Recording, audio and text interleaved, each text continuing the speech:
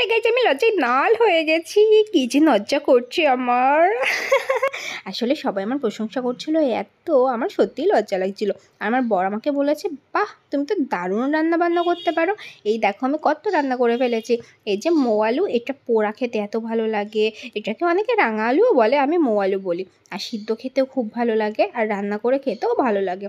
কিন্তু ভাজা খেতে যে এত ভালো লাগে, মানে এরকম গোল গোল করে কেটে মুচমুচে করে ভাজা এত ভালো লাগে, সেটা জানাই ছিল না। তো ভাজার পরে তো সবাই চেটেপুটে খেয়েছে, মানে এত ভালো খেয়েছে। তারপরে আমি একটা খেয়ে দেখলাম, হ্যাঁ এটা দুর্দান্ত ছিল। আর গাইস আমার শরীরটা এত খারাপ, কি আর বলবো, আমি কিছুই খেতে পারছি না, কিন্তু মনে হচ্ছে যেন সব খেয়ে ফেলবো। মানে চোখে খিদে রয়েছে কিন্তু পেটে একদম খিদে নেই।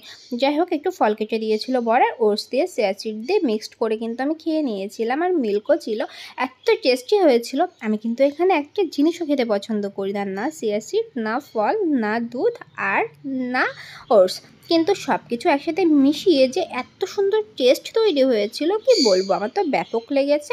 তোমরাও কিন্তু ট্রাই করে দেখবে, দারুণ লাগে খেতে। আর এটা খুবই স্বাস্থ্যসম্মত, সেটা দেখে বুঝতেই পেরে গেছে, বলার কিচ্ছু নেই।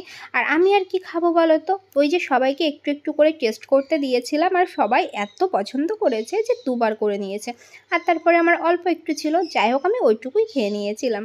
এদিকে আমার মা, শাশুড়ি মা সবাই ধরেছে, তুমি মোটু হয়ে যাচ্ছ, তাড়াতাড়ি করে ডায়েট করো। আর আমি তো ডায়েট করতেই পারি না, তোমরা এটা জানো, আমি আগেও বলেছি। আর সামনেই ঘুরতে যাবো, একটু ট্রেজও আমার গায়ে লাগছে না গাইস, আমি একটু ট্রেজও করতে পারছি না। সামনে ঘুরতে যাবো, আমি এত মোটু হয়ে গেছি। আর এদিকে দেখো বাড়িতে রান্না হয়েছে পাকা শোল, বিলের পাকা শোল মাছ। আর এটা দেখে আর এই নামটা শোনার পরে কি করে না খেয়ে থাকা যায় বলো তো। তাছাড়াও অনেক কিছু রান্না হয়েছিল, কিন্তু আমার ওই যে মন প্রাণ সব চলে গেছে শোল মাছের দিকে, আমি আর না খেয়ে থাকতেই পারলাম না। আর ওই যে ওটস রয়েছে, ওটসের মতো পড়ে, ওটস আমার বর আসুক, বরকে দিয়ে খাইয়ে দেবো। আর সবাই মিলে ভাগে যুগে একটু একটু করে খেয়ে নিলে তো ব্যাস মিটে গেল, ওটসের চিন্তা আমার করতে হবে না।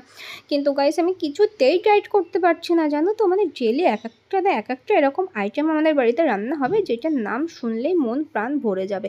আর কালার, এমন লাল লাল কালার দেখে কে না খেয়ে থাকে বলো তো। আমি এতটাই পেটুক।